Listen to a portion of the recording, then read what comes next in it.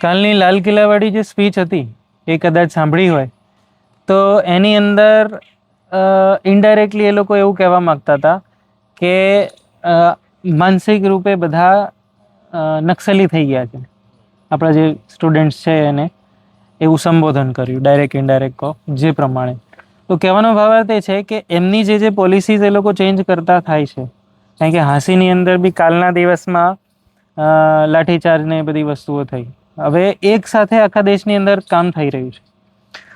હવે થશે શું જો આપણે એક સાથે એક સ્વરમાં નહીં બોલીએ તો બધા ઇન્ડિવિજ્યુઅલી પતી જવાના છીએ. કારણ કે જો સંખ્યા જોવા જઈએ તો સંખ્યામાં બી આપણે વધારે છીએ, બુદ્ધિ જોવા જઈએ તો બુદ્ધિમાં બી આપણે વધારે છીએ. આજે આટલા વર્ષો પછી પણ તમે જો બધાની વચ્ચે સ્વાવલંબન તરીકે કામ કરી શકતા હોય તો એનો મતલબ કે શક્તિ તો છે જ, કે આટલા નેગેટિવ વાતાવરણની અંદરમાં પણ આપણે જો પોતાની રીતના સર્વાઈવ કરી શકતા હોય, અને કરવાનું કશું નથી, ખાલી જે ડિપેન્ડન્સી છે એમના ઉપર એ કાપી નાખવાની. પ્લસ સાથે અમુક જે નિકટ ભવિષ્યની વાતો છે, જેમ સ્કૂલમાં છોકરાઓને જે ટીકાકરણ છે, કારણ કે સ્કૂલની અંદર મા બાપનો શું હોય કે પૂરેપૂરો વિશ્વાસ હોય કે ભાઈ ના સાહેબ જે કરશે એ સાચું કરશે. એ જે તે સમયે કદાચ સાચું હશે એ ટાઈમે, પણ એ બી એના માટે કે ભાઈ આપણો વિશ્વાસ એ લોકો જીતી શકે. કારણ કે જ્યારે બાળકને આપણે સ્કૂલમાં મૂકવા જઈએ તો સાહેબ તમે જે કરો એ સાચું, કૂટવો હોય તો કૂટો, ઝાડવો હોય તો ઝાડો, મારો હોય તો મારો, તો તમે કરશો એ સાચું. અને એ જ વિશ્વાસ આજ સુધી ચાલતો આવ્યો ને એ લોકોએ હાઈજેક કરી નાખ્યો. પણ હતું એ વસ્તુ એના માટે જ હતી કે આજનો દિવસ તમને બતાવી શકે. તો જે નિકટ ભવિષ્યની અંદર આપણે છોકરાઓને વેક્સિનેશનના જે પ્રોગ્રામ છે, આંગણવાડીની અંદર, કારણ કે ICMR જે છે મેડિકલ રિસર્ચવાળા જે લોકો, એ આંગણવાડી જે બી ચલાવે છે ને એ એના માટે જ ચલાવે છે. જો કે વિડીયોમાં બધાએ જોયેલું છે. આપણો જે મેઇન ઉદ્દેશ્ય છે એ બાજુ લઈ આવવા માટે તમને, કે બાળકો જન્મે ત્યારથી જ એમને એટલી બધી રસીઓ આપી દો કે એનું ઇમ્યુન સિસ્ટમ ડેવલપ જ ના કરી શકે. અને જો એ ડેવલપ થાય તો એમના ટ્રેકેબલ થાય કે ભાઈ એમને આ બીમારી નાખી તો એમની દવા એના જોડે છે.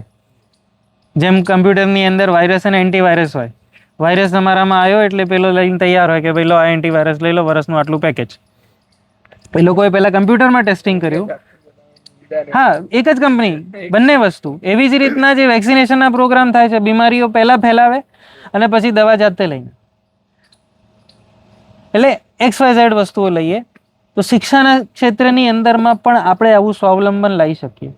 તો આપણી જોડે છોકરાઓને શીખવાડવા માટે એવું કોઈ જરૂરી નથી કે ભાઈ 40 છોકરાઓ એક સાથે બેસે અને એક શિક્ષક બોલ્યા કરે તો જ સમજશે, અને એનાથી કોઈ સમજણ આવતી નથી. એની સમજ over the period of time develop થાય કે ભાઈ આજે એકડો બગડો તગડો શીખવાડ્યો તમે, એને સમજ ક્યારે આવશે? 3-4 મહિના પછી. એ મલ્ટિપલ ટ્રાન્ઝેક્શન્સ બ્રેનની સાથે થતા હોય તો એ વસ્તુ ડેવલપ થતી જાય ઓટોમેટિક. કહેવાનો મતલબ એ છે કે જેટલા બી લોકો અહીંયા હાજર છે, હું એવું માનું છું કે આ બધા જવાબદાર વ્યક્તિઓ છે કે જે એવું માંગે છે કે ના, સમાજની અંદર કંઈક કામ કરવું જોઈએ. એ સ્ટેજ ઉપર છે. અમુક એ સ્ટેજ ઉપર હશે કે ના, મને ખબર છે કઈ રીતના થશે પણ કોઈ લિંક નથી મળતી. અમુક એવા છે કે પોતાની રીતના બી કરવાનું ટ્રાય કરી ચૂક્યા છે, કદાચ ક્યાંક કોઈક એવી વસ્તુ ખૂટે છે કે ત્યાં સફળતા મળતી નથી. હવે સમજદાર લોકોની સાથે મોટી સમસ્યા શું હોય કે બે સમજદાર વ્યક્તિ એક સાથે ના હોય મોટા ભાગે, કારણ કે જે લીડર હોય ને એ ઇન્ડિપેન્ડન્ટલી કામ કરે. તો આપણે આપણા જેટલા બી ક્ષેત્રો છે, આપણે જેટલા બી મુદ્દા કહીએ કે જે ક્ષેત્રો કહીએ કે એની અંદર સમાજનો બધો વર્ગ કવર થઈ જાય. એમાં આપણને લાગતું હોય કે ના, આ ક્ષેત્રની અંદર હું આ કામ કરી શકું, તો એનું એક લીડ લઈ લેવાનું કે ભાઈ ના, હું શિક્ષા ક્ષેત્રથી જોડાયેલો છું તો શિક્ષાનું કામ હું કરી શકું છું, શિક્ષામાં ઇન્વોલ્વમેન્ટ હું લઈ શકું છું, શિક્ષાની અંદર કંઈક કામ કરવું હોય તો આપણે કરી શકીએ. અને હવે જ્યારે તાલુકા લેવલ ઉપર જઈશું તો ત્યાં ફરી એક લેયર આપણને એવી મળશે કે ભાઈ જે લોકો બીજા તત્પર છે એ તત્પર લોકો બીજા સંગઠિત થશે તો હજી આપણે ગામડા સુધી પહોંચવાની એક પ્રક્રિયા ચાલુ થશે. તો આ મિટિંગનો, જિલ્લાવાર મિટિંગનો મુખ્ય ઉદ્દેશ એ છે આપણો કે ગામડા સુધી આપણે પહોંચી શકીએ એવું એક સિસ્ટમ આપણી જોડે તૈયાર હોય કે એક બી વ્યક્તિ એકલો ના હોય. આજે સમજો કે મારા ઉપર કોઈ મુસીબત આવી તો આજના સિસ્ટમ પ્રમાણે હું એકલો છું. આજના સિસ્ટમ પ્રમાણે હું એકલો છું. ભલે મારા પાડોશી મને રોજ મળતા હોય, રોજ વાતચીત થતી હોય, પણ એ મારી સાથે આવીને ઊભા થવાના નથી. એ એમનું કર્યા કરવાનું. કારણ કે સિસ્ટમ જ એવું છે. પૈસાને જ ભગવાન બનાવી દીધો છે આપણે. હવે પૈસાને જ્યારે ભગવાન બનાવી દીધો તો પછી ભગવાન તો એ પ્રમાણે જ કામ કરે. અને એનો કંટ્રોલ એમના હાથમાં છે, આપણા હાથમાં નથી. કારણ કે કદાચ રૂપિયાવાળો જે સીન બધાને ખબર હોય, ન ખબર હોય તો વિડીયોઝ છે આપણા ગ્રુપમાં, આપણે નાખી દઈશું. 74 વાળો જે નંબર છે ને એના ઉપર જ્યારે મેસેજ કરો છો ને તો પહેલી જે પ્લેલિસ્ટ આવે છે ને એની અંદર જીએસએમનું જે છે કે એ આખા વિડીયોઝ જે જોઈ લે એ જીએસએમને ઓળખી જાય.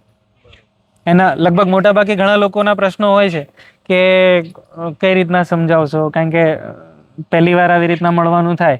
હવે કદાચ કોઈને ખબર ના હોય કે આઈને શું વાત કરશે, કોઈને બોલાવું તો કઈ રીતના બોલાવું, આવી બધી સમસ્યા રહે.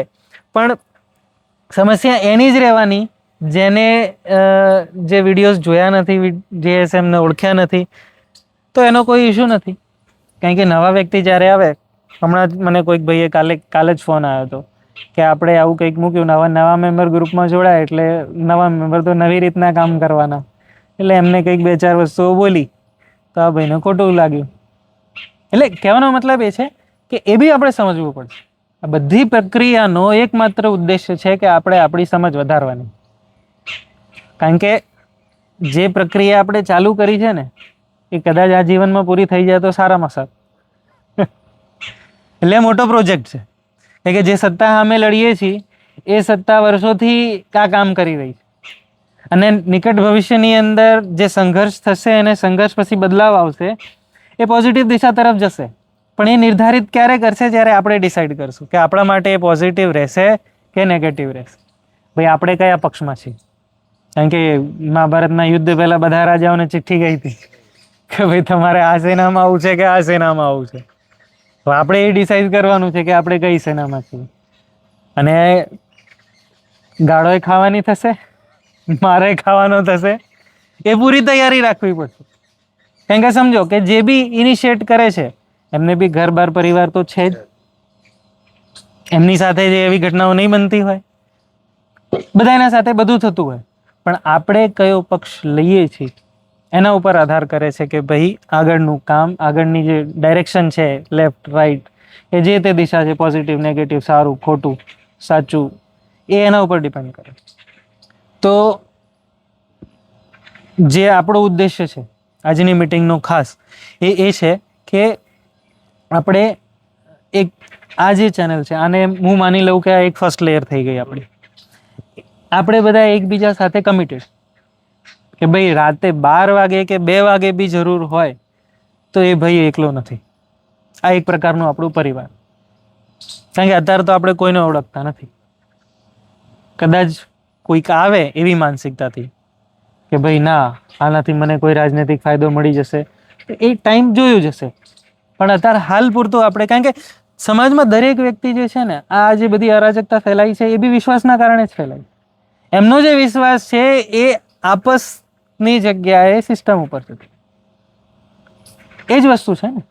એ વિશ્વાસને ત્યાંથી અહીંયા એસ્ટાબ્લિશ કરવા માટે શરૂઆતના લેવલમાં જે કંઈ કરવું પડે, હાથ જોડવા પડે, પગે પડવું પડે, માફી માંગવી પડે, ગાળો ખાવી પડે, એના માટે આપણે તૈયાર રહેવું પડશે. તો આ એક ફર્સ્ટ લેયરની અંદર મારા પ્રત્યે, હું તમારા પ્રત્યે, આપણે એકબીજાના પ્રત્યે કમિટેડ રહી.